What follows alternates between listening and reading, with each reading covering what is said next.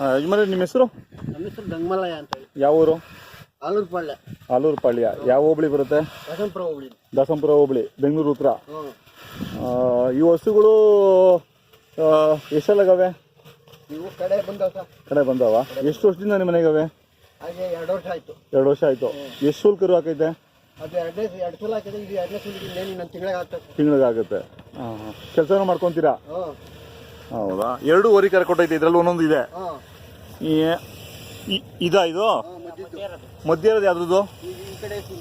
ಈ ಕಡೆದು ಇರೋದು. ಆ ಕಡೆ ಇರೋದು ಇದು ಆ ಕಡೆ ಹಸಿಂದು.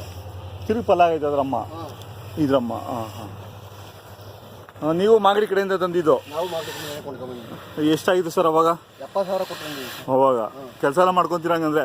ಮನೆಗೆ ವ್ಯವಸಾಯ ಕೆಲಸ ಮಾಡ್ತಿರ್ತೀವಿ. ಕೆಲಸ ಮಾಡ್ಕೊಂತೀರಾ? ಹಾಲು ಪರವಾಗಿಲ್ಲ? ಇದು ಹೆಣ್ಗರು? ಇದು ಹೌದಾ? ಒಳ್ಳೆ ಕರು ಕೊಟ್ಟೈತಲ್ಲ? ಚೆನ್ನಾಗಿದೆ.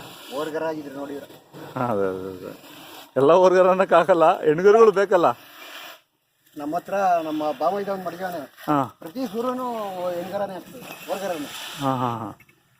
ಹಸುಗಳು ಮಾತ್ರ ಫೈನ್ ಆಗವೆ, ಕೆಲ್ಸಕ್ಕೂ ಚೆನ್ನಾಗವೆ, ಹಾಲು ಕೊಡ್ತವೆ, ಕರುಗಳು ಕೊಡ್ತವೆ ನಿಮಗೆ. ಇದೇ ನಾವು ನಮ್ಮ ತಂದೆ ಕಾಲದಾಗೆ ನಾವು ಮಡಗಿದ್ವಿ ನಾಟಿ ಹಸನ. ಈಚೆಗೆ ಸೀಮೆ ಹಸುಗಳು ಬಂದ್ವಲ್ಲ, ಅವಾಗ ಕಳೆದ್ಬಿಟ್ಟು. ಬಿಟ್ಬಿಡಿ, ಕರು ಬಿಟ್ಬಿಡಿ, ಅದು ಓಡಾಡಂಗಿದ್ರೆ. ಬಿಟ್ಬಿಟ್ವಿ. ಸೀಮೆ ಹಸುಗಳು ಎಷ್ಟವೆ? ಈಗ ಒಂದೇ ಒಂದು ಮಡಿಕೊಂಡಿದ್ದೀನಿ ಅಷ್ಟೇನ್ರೆ. ಯಾವಾಗ ನಾನು ಮಿಸ್ ಆದಾಗ ಹಾಲಿಗೆ ಕರಾವಿಗೆ ಅಂತೇಳಿ. ಇದು 1 ಲೀಟ್ರ್ ಕರೀತೈತಾ? ಬೆಳಗ್ಗೆ 1 ಲೀಟ್ರ್, ಸಾಯಂಕಾಲ 1 ಲೀಟ್ರು ಅಷ್ಟೇ. ಇದ್ದಿದ್ದು ಕರಿ ಕುಡ್ಕೊಂಬಿಡೋದು. ಸರ್ ಎಷ್ಟು ರೇಟ್ ಆದ್ವು ಇವು? ಇವು ಕೂಟ ಹಾಕಿದ್ರೆ ಇದು ಎಷ್ಟಾಯ್ತು? ಇದು ಅಲ್ಲಿಗೆ 40,000 80,000 ಅದು.